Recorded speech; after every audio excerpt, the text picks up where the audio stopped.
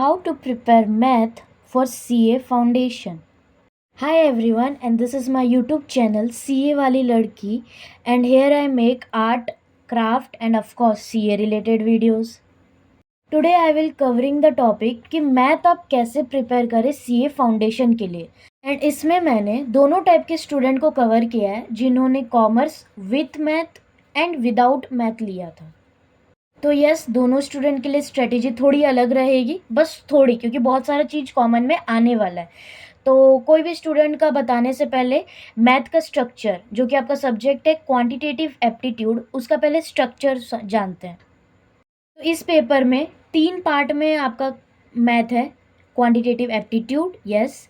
तो पार्ट है ए आपका business mathematics, part B logical reasoning and part C statistics. Part A will be of 40 marks, Part B will be of 20 marks and Part C will be of 40 marks. तो ये बना के आपका paper total 100 marks का होता है. चलिए with math वालों का स्ट्रेटेजी से स्टार्ट करते हैं.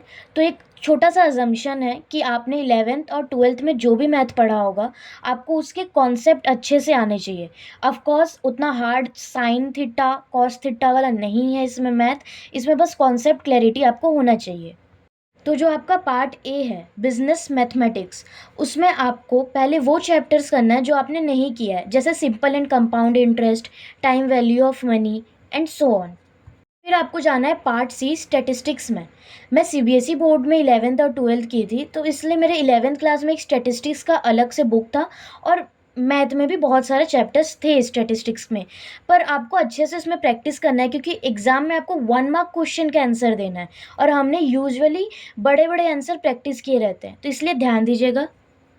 और लॉजिकल रीजनिंग आपको सब चीज़ करने के बाद लास्ट में करना है. ये इजी बिल्कुल नहीं है, इसको इजी में मत लीजिएगा, बस थोड़ा सा लेस कॉम्प्लिकेटेड है, तो लास्ट में करिए. तो आपको यहाँ तक क्लियर होगा. पहले पार्ट ए करिए, पार्ट सी, फिर पार्ट बी, फिर सबको एक बार रिवाइज कर लीजिए. You will be sorted.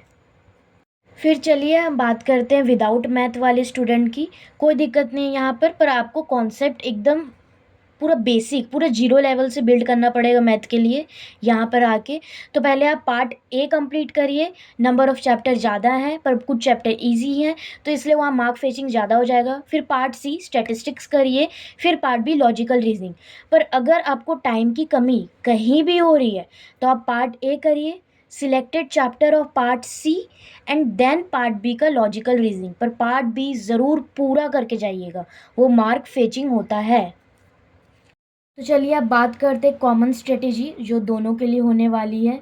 तो पहला रहेगा आपका पार्ट सी स्टैटिस्टिक्स. उसका सारा लॉन्ग क्वेश्चन का आंसर लॉन्ग में ही लिखिएगा. ऐसा नहीं 1 मार्क में है तो आप पहले 1 मार्क में ही जंप कर गए कि सीधा 1 मार्क से सोल्यूशन स्टार्ट करेंगे. नहीं, लॉन्ग क्वेश्चन करेंगे तो आपका बेस ज़्यादा क्लियर होगा. आप एग्ज़ाम में समझ पाएंगे कि ये शॉर्ट क्वेश्चन का आंसर आ कहाँ से रहा है, या बेसिकली आप क्वेश्चन भी करने बैठेंगे आप समझ जाएंगे कैसे हो रहा है. ठीक है. प्रीवियस ईयर क्वेश्चंस को प्रैक्टिस करिए, जितना हो सके उतना करिए, क्योंकि क्वेश्चन रिपीट भी होते हैं, प्लस आपका हैंड थोड़ा फ्री होगा क्वेश्चन करने में. और last but most important, calculator tricks. बहुत सारे क्वेश्चन सॉल्व करने के कैलकुलेटर ट्रिक्स हैं, तो इसलिए श्योर हो जाइए कि आप उन्हें करके जाएं. बहुत, जैसे time value of money, statistics most important, वो उनके तो बहुत सारे ट्रिक होते हैं, तो आप उनको ध्यान में रखिएगा. मैंने सब यूट्यूब से देखा था, तो आप एक बार सर्च करके देख सकते हैं. तो यस, यहीं पर हम वीडियो ख़त्म करते हैं. थोड़ा शॉर्ट वीडियो है पर होप आपको हेल्प हुआ हो. कोई भी सजेशन हो, कोई भी आपको किसी भी बारे में प्रॉब्लम हो, प्लीज़ मुझे कमेंट में बताइएगा. तब तक के लिए बाय, टेक केयर.